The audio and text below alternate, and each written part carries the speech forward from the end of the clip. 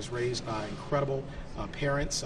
Particularly, I was raised by a strong woman. I am married to one, and now I am raising one in my 7-year-old daughter. And so I hugged my kids today, and I dropped them off at school as we normally do. I hugged my wife, gave her a big hug and a big kiss. I love her very deeply.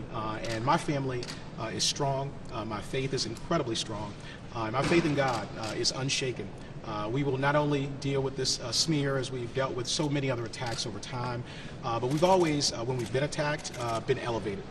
Every single time someone is attacked, whether it's a lie, whether it's a smear, a political attack, a personal attack, a character assassination attempt, we've always not only gotten through it, but we have been elevated.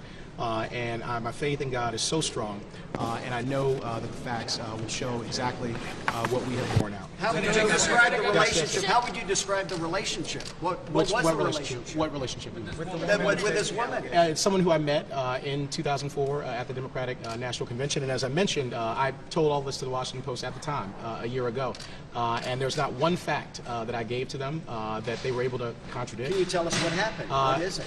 Sure. I met her at the convention. We met and talked, and I did not know her prior to. I was 25 years old, unmarried, a campaign staffer at the time, and we hit it off. She was very interested in me, and so eventually at one point we ended up going to my hotel room.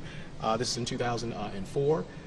She was, very much into consensual encounter, and she even admits in the story there's consensual activity going on. And again, I have children, so I'm going to be very circumspect about what I say. But everything was 100% consensual, and not only that, the same person called me sometime later and wanted to meet with me, wanted to come visit me. I was still in law school at Columbia Law School, wanted to come to New York City to meet with me, wanted me to meet her mother. And said that years later, months later in this case, and years later now, we have a totally fabricated story out of the blue that's meant to attack me because of where I am in politics. The fact that it only came up once I won. And remember, I have run for office before. I ran in 2013 in a primary statewide. I ran in 2017 in a primary statewide. I ran, of course, in the general and won. It was only at the point that I won that this person fabricates this claim and then attempts to, again, get it into the media. And when they failed the first time to get it into the media, comes back around a year later at another point of maximum media attention, and once again tries to get it in through some website and some people who we know who are involved in this. And so no one who is telling the truth operates in that way. I have nothing to hide, and yet to have someone manipulate the media. If you were telling the truth, there's no reason that you would go away for a year once you fail to get it into the Washington Post and then come back later, again, with zero corroboration whatsoever. And there's no corroboration because that did not happen. There was no inappropriate contact whatsoever. And so, but you did have a sexual relationship with her in the room, but it was consensual. Is that a correct description of what happened? Just as I described to the Post, absolutely. Sir, just can you say definitively, okay, hold on one at a time. Can you say definitively, should the governor resign? Can I say definitively? Yes. Can you make it? I've made my statement on that. I believe that the governor has to make the decision that's in the best interest of the Commonwealth of Virginia.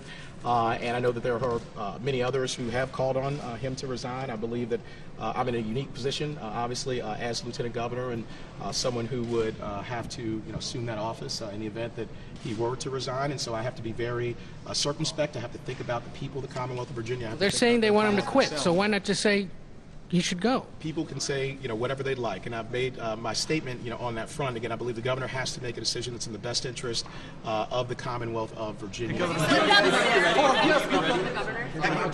Would you be ready? Sorry, I'll take a couple more. What conversations have you had? Hold on. Do you have proof of a text or emails that you just referred to, where she's asked you to come to New York to meet her mother? It was a phone call, as I mentioned. Okay. Yeah, So they contacted me. No, and in fact, it's a great question.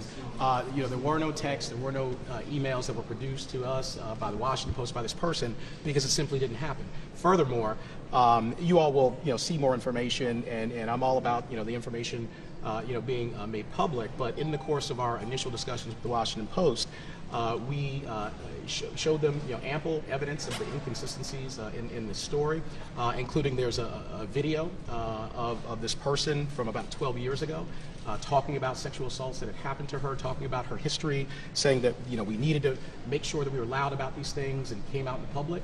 And yet, and she also talked about having been in Boston and worked at a rape crisis center at the time of this encounter, and yet in that video never says a word about having been assaulted in Boston, about having been assaulted as an adult, or about having been assaulted by me. But you don't have proof that after the encounter, you guys stayed in touch anyway. No, like I said, it was a phone call, and again, this is 14 years ago. And in fact, when we, first were, this thing was not only from left field, it was from the planet Mars, because it didn't happen in the way that is described. And so, we looked for ways to try to, get, if there were emails or texts. Again, the fact that there were none, there were 0 presented to the Washington Post, and they admit, even the story that they just ran, that it was uncorroborated. How many elected officials? How many elected officials? Hold on 1 second. How many elected officials in the Commonwealth of Virginia have ever been smeared in this way with a completely uncorroborated story and allegation? Have you seen her since Boston? I can't hear you. Have you seen her since Boston? I don't believe I have. Spoken to Do you her? think the Senate, do you think the lawmakers should come, do you think she should come here and tell her story publicly in front of lawmakers, Look, anyone is free to speak up and to be heard. And I think it's important that people are heard. This issue is a very important one, which is, frankly, precisely why it's such a shame that this has been weaponized and used as a smear, because this is a very real issue. And I'm someone who has treated women with respect and always observed certain decorum. And so, again, I think everybody should be heard. But here's what's very important. She was heard by the Washington Post, and the Washington Post didn't believe her. Because they did not. Lieutenant Governor. Collective PAC, sir, Collective PAC, they said that you believe that the governor's team is spreading misinformation about your team. Can you comment on that, please, sir? The Collective PAC has made its statement, and so you believe it? Do you I don't know precisely where this is coming from. We've heard different things, but here's the thing: does anybody think it's any coincidence that on the eve of potentially my being elevated, that's when this uncorroborated smear comes out? Does anybody believe that's a coincidence?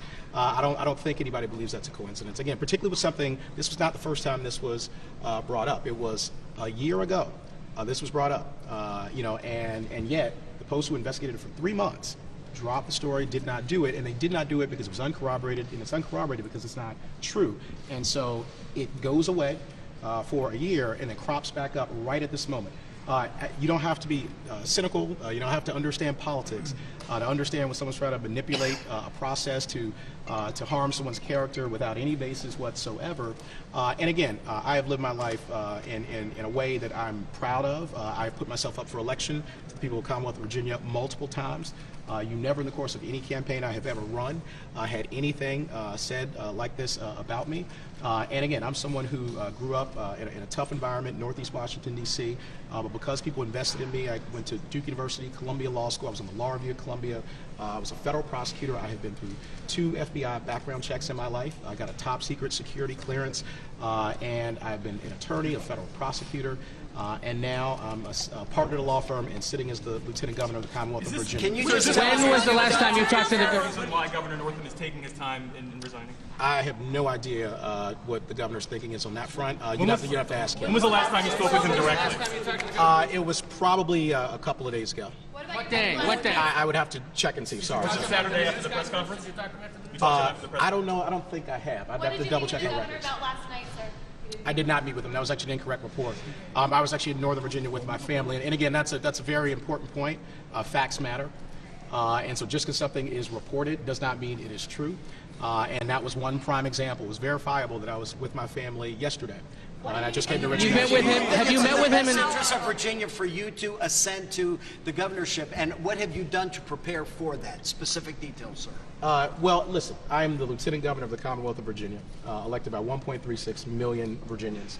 They put their trust and their faith in me to serve in that role, and I have honored that trust and faith in Staff serving in members, that role. discussions I'm sorry, what about? with your staffers, with your discussions, what you would do on day one if you are ascended to that position? You know, look, like I said, there's a lot of uncertainty right now in our government, but we always have to be prepared to assume our roles and responsibilities that are given to us by the Virginia Constitution. This is not something that anyone, formulated in terms of how this process proceeds, and so we are prepared and will continue to be prepared. But Would you support impeachment and removal?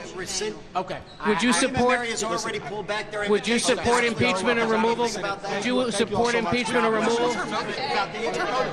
What's her motive? Okay. What's her motive? Well,